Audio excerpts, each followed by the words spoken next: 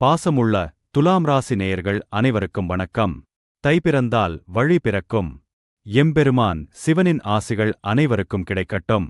இந்த பதிவை முழுமையாக பார்த்து உங்களுக்கு பிடித்திருந்தால் சிவவாக்கு சேனலை சப்ஸ்கிரைப் செய்ய மறக்காதீர்கள். அதோடு வீடியோவை லைக் செய்து அனைவருக்கும் பகிர்ந்து உதவுங்கள். உங்கள் மதிப்புமிக்க ஆதரவிற்கு மிக்க நன்றி. உங்களுக்கான தை மாத ராசி பலன்களை பார்க்கும் முன் இந்த மாத கிரக நிலைகளை பார்த்துவிடலாம். சனி மற்றும் ராகு கும்பராசியில் உள்ளனர்.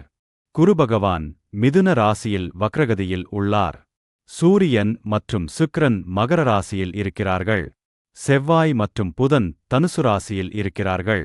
கேது பகவான் சிம்ம ராசியில் இருக்கிறார். தை மாதம் 2ஆம் தேதி செவ்வாய் மகரத்திற்குச் செல்கிறார். தை மாதம் 3ஆம் தேதி புதன் மகரத்திற்குச் செல்கிறார். தை மாதம் 23ஆம் தேதி சுக்கிர பகவான் கும்பத்திற்கு பெயர்ச்சியாகிறார்.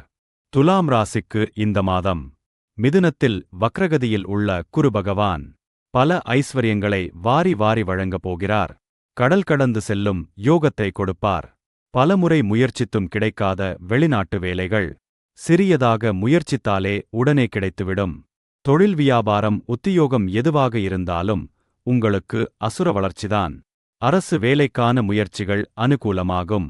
அனைத்து துறைகளின் பணியாளர்களுக்கும் முன்னேற்றம் உண்டு. எப்போதும் புத்துணர்ச்சியோடு இருப்பீர்கள். கும்பத்தில் அமர்ந்துள்ள ராகு மற்றும் சனி பகவானால் திடீர் அதிர்ஷ்டம் உண்டாகும். குபேர சம்பத்தை அடையப் போகிறீர்கள்.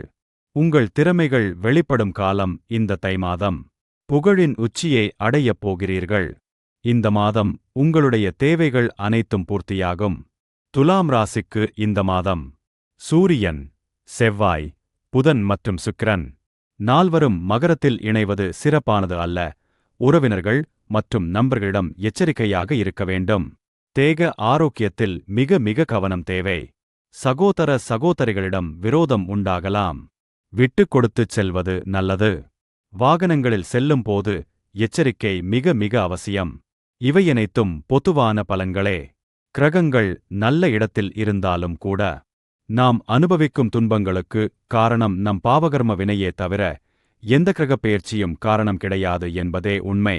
எதற்கெடுத்தாலும் ஜாதகம் பார்த்தால் சராசரி ஜோதிடர்கள் கிரகங்களுக்கு பரிகாரம் என்ற பெயரில் வேப்பமரத்து பேய்க்கதைகள் மாதிரி அண்டப்புழுகுகளே புழுகுவார்கள்.